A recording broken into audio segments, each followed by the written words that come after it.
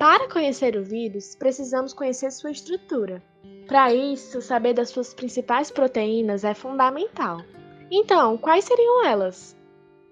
Localizada no envelope viral, a gente encontra a proteína E, que ajuda o vírus a infectar outras células. Temos também a proteína M, na membrana, com função estrutural e também de replicação viral. A proteína N, do núcleo capsídeo, encapsula o RNA viral e o camufla diante do sistema imunológico da célula. Por fim, temos a proteína Spike, ou proteína S, que é a principal proteína que interage com os receptores da célula hospedeira, permitindo a entrada do vírus, e é a principal proteína que trataremos aqui. Mas vocês sabem como se dá uma infecção viral? Então, basicamente, a proteína Spike se conecta com uma enzima chamada ACE2. Ela atua como um receptor para a entrada do vírus na célula hospedeira, mas ela não age sozinha. Existe outra enzima, chamada TMPRSS2, que é responsável por ativar a proteína Spike e por modificar o vírus. Ela faz isso clivando a proteína S em duas subunidades, chamadas S1 e S2. Isso possibilita sua disseminação com a maior facilidade. Nessas imagens, a gente consegue observar a atuação das enzimas TMPRSS2 e também da ACE2, servindo como receptoras para o coronavírus. Você sabia que aqui no Brasil existe um acelerador de partículas? Não? Então, o Laboratório Nacional de Luz Síncroton, localizado em São Paulo, utilizou um acelerador de partículas, chamado por eles de Sirius, para revelar uma imagem 3D de uma proteína presente no novo coronavírus. Essa proteína é conhecida por proteína 3CL, está relacionada com a replicação viral e tem formato de coração. Essa descoberta facilita o entendimento sobre a maneira que o SARS-CoV-2 se comporta.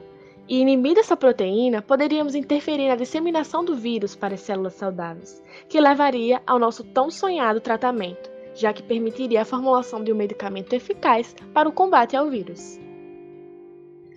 Um estudo realizado pelo Jornal Europeu de Cardiologia destaca que os homens estariam mais vulneráveis ao coronavírus porque possuem uma maior concentração da enzima ACE2 no sangue, além de outros fatores de risco, uma vez que eles são maioria entre os fumantes e entre os hipertensos.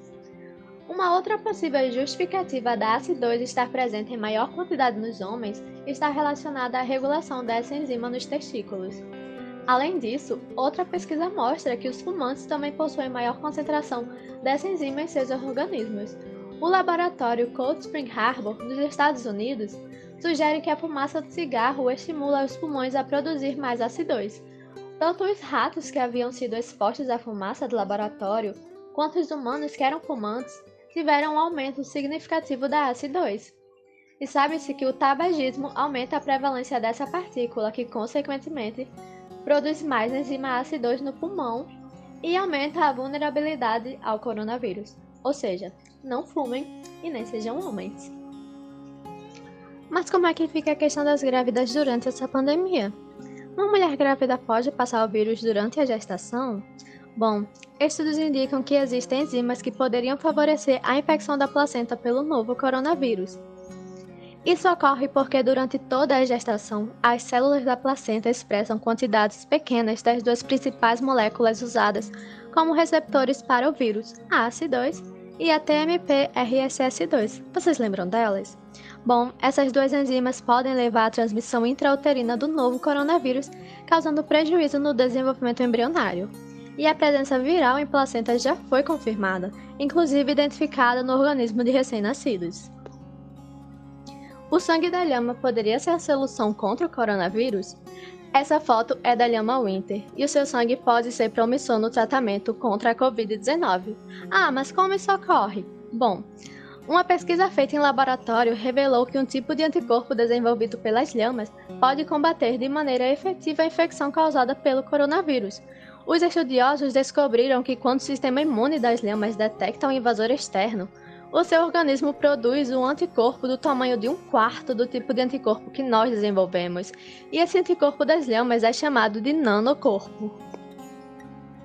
Esse estudo foi realizado em 2016, quando a professora De Vlegger injetou a proteína S na lhama Winter para a produção de anticorpos contra o SARS-CoV-1. Dessa maneira, ela pôde notar que os nanocorpos desenvolvidos pela lhama tiveram boa capacidade para deter a infecção do SARS-CoV-1. Assim, os anticorpos da lhama foram isolados. Dessa forma, os anticorpos da Winter foram testados contra a proteína S do Covid-19, por ser muito parecida com o SARS-CoV-1. E esses anticorpos foram capazes de se ligar à proteína S do novo vírus com grande avidez. Como já dito, a proteína S tem duas subunidades, a S1 e a S2. A S1 é responsável por se ligar ao receptor ACE2, enquanto a S2 promove a entrada do vírus na célula. Ao usar o nanocorpo, por ele ser pequeno e estável, consegue imitar o receptor da ACE2 e mudar a estrutura das duas subunidades de maneira irreversível.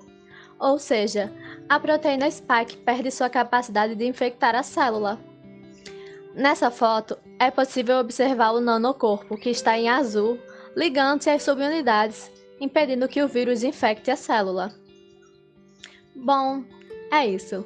Vimos então que a proteína Spike e as enzimas ACE2 e TMP-RSS2 são as principais responsáveis pela infecção viral do novo coronavírus, além de várias pesquisas interessantes sobre o comportamento dele.